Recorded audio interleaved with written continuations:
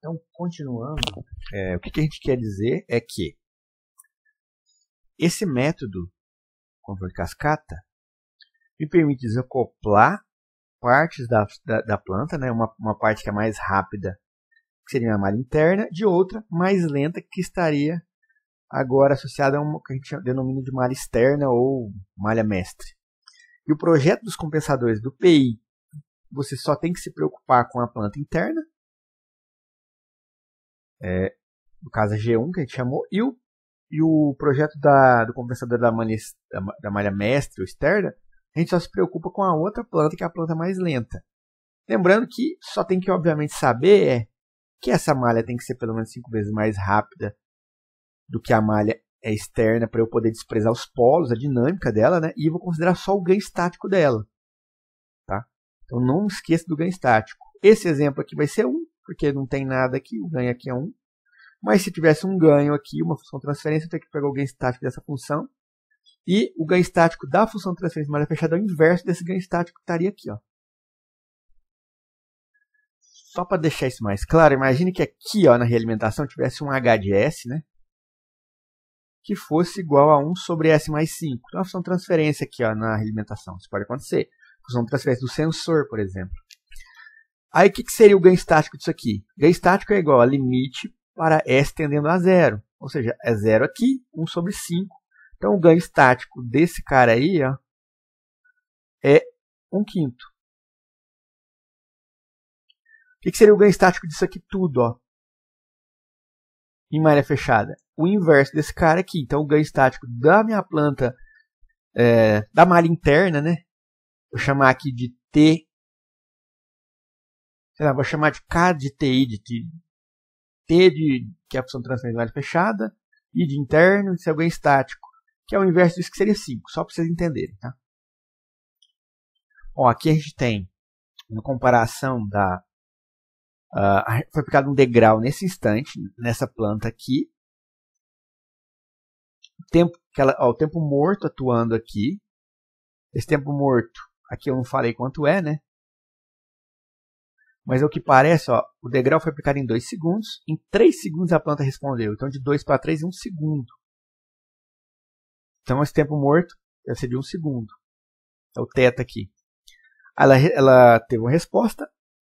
Aqui em 10 segundos houve um degrau de perturbação. Foi aplicado nesse instante aqui na planta. E a resposta em vermelho é a planta que tem controle de cascata. Como essa malha interna conseguiu rapidamente atenuar a perturbação e já levar a saída de novo para referência, bem mais rápido. O que seria essa verde aqui? Ela seria não ter feito controle de cascata, colocado só um controlador aqui, um controlador só, pegando a saída, fazendo realimentação. Um controlador convencional, realimentando somente a saída da planta. Então, com isso, observa que a perturbação aqui, ela vai afetar enormemente a saída da minha planta. Vai demorar muito para o meu sistema conseguir reagir e voltar de novo para a referência, comparado com o controle de cascata, que foi bem mais rápido. Essa é uma das vantagens do controle de cascata. Outra vantagem do controle de cascata é que imagina que essa parte aqui, essa planta, na verdade, ela tem uma parte não linear. Pode ser uma esterese. Imagina uma válvula. A válvula tem uma esteresezinha ali para acionar ela. Como você coloca uma malha interna aqui, quando você vai analisar esse sistema em malha fechada, que é bem mais rápido que o externo, para a malha externa, ele não percebe mais as não linearidades. Essa esterese, tudo isso fica mascarado aqui dentro. Ele vai ver que esse sistema é muito rápido para ele. Não dá tempo dele perceber que tem alguma não linearidade aqui. Então ele só vê o tempo, basicamente só um ganho estático, só um ganho para ele. Então essa malha interna ajuda bastante a você linearizar também certas plantas que têm uma parte não linear, e fazendo com que o controle externo aqui enxergue todo mundo como se fosse linear, bonitinho. Tá? Até aqui, né?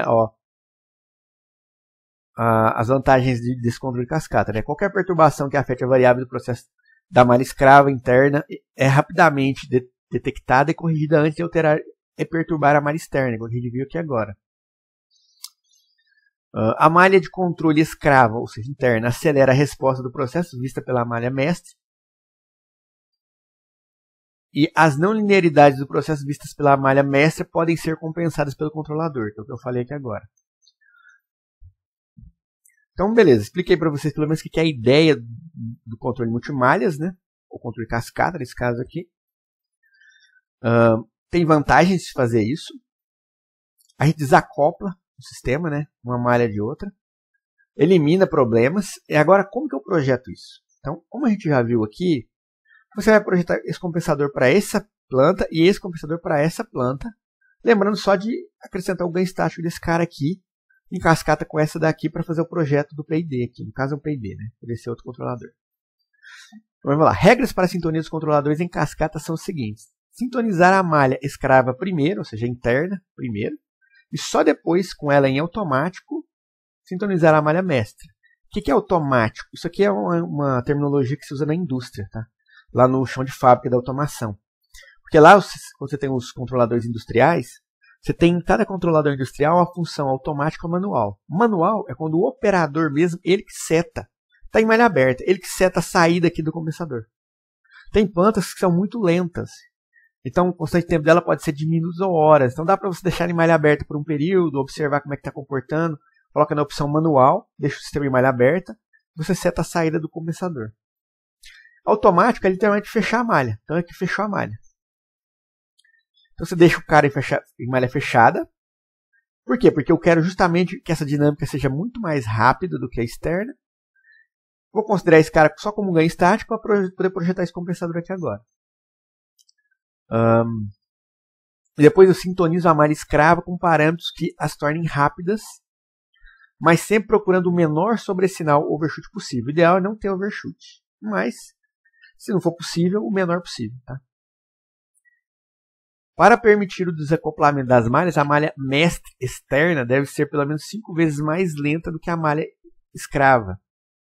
Idealmente, o pessoal usa 10 vezes, tá? Para garantir o desacoplamento. Enquanto o tempo de acomodação desse cara aqui faz ele ser o mais rápido que você conseguir. Lembrando que não é bom deixar a malha mais rápida que malha aberta. O ideal é deixar ela igual a malha aberta. Observe qual que é o tempo de acomodação desse cara em malha aberta, faz igual. Isso é o ideal. Tá? Aí agora você projeta essa daqui agora para ser pelo menos 5 vezes mais lenta. Isso aí já vai estar mais ou menos definido se você olhar o tempo de acomodação dessas plantas em malha aberta. Observa que essa daqui é 10 o polo, essa aqui é 2 o polo. Então, vamos lá, o tempo de acomodação de 2% é 4 vezes tal, ou 4 sobre sigma. O sigma aqui é 10, né? Então, o que seria 4 sobre 10?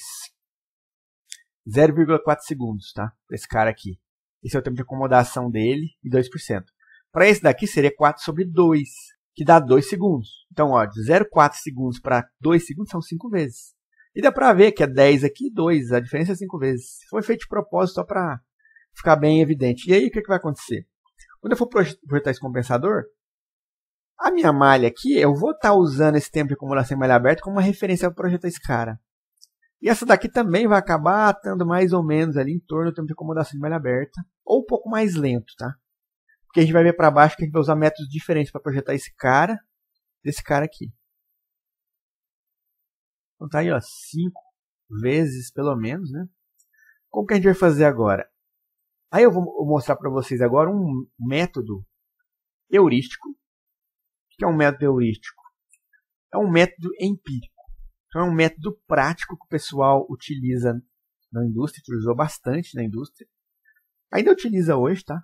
Utiliza muito hoje ainda. Para a gente projetar compensadores PID, PI ou só proporcional também, tá? Esse método aqui é o CHR. Você já deve ter ouvido falar talvez do Siegel and Nichols. O método Siegel and Nichols é o mais conhecido, mas ele não é muito bom.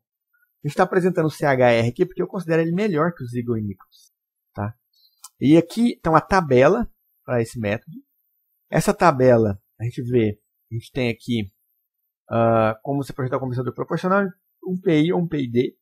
Para um sistema que possua é um sistema que está na forma que a gente chama de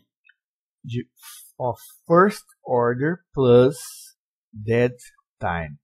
Então, essa first order plus dead time é o que? É uma planta, uma função de transferência do tipo K sobre tau S mais 1 vezes E menos sigma S. O que é isso aqui?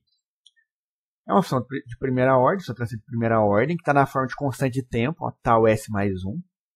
Esse cara, o K é o ganho estático. Ó, quando a gente faz limite para S tendendo a zero, por que eu estou fazendo isso? Para encontrar o ganho estático, lembra? Fórmula, a regrinha lá para encontrar ganho estático, uma função de transferência, é fazer o limite para S tendendo a zero da G de S, aquela função de transferência.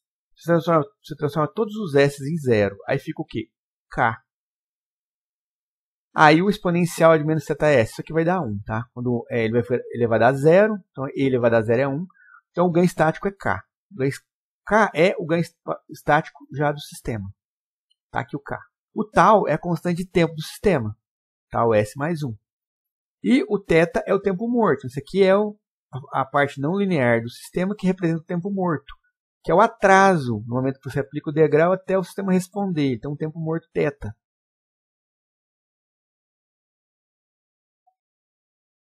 Ó, aqui a gente vê o tempo morto aqui, ó. Tempo morto, θ do sistema. Do momento que eu apliquei o degrau até o sistema começar a reagir. Ó, aqui dá para perceber que ó, ele variou de 0 a 1 o sistema. Se eu pegar 63% do valor final, vou chutar que é mais ou menos aqui, ó. 63%. Nem sei se é mais ou menos por aí, né? 0,7 seria aqui. 0,5, 63 está por aqui, mais ou menos. Esse tempo aqui, o tempo que ele gasta para ir de 0 até 63% do valor final, ó, se é 1 o valor final, 63% é 0,63. Esse aqui seria o que? Daqui para cá o tal, ó. Constante de tempo do sistema, tal. Agora, só para a gente deixar isso bem claro, que tal é esse? É do sistema em malha fechada completo, né? Isso aqui tudo, ó. Tudo isso aqui. Porque esse cara aqui é essa forma de onda aqui que eu estou usando não é da planta em malha aberta, é de tudo isso aqui. Estou olhando a resposta do sistema, só para vocês entenderem. Mas se eu estivesse analisando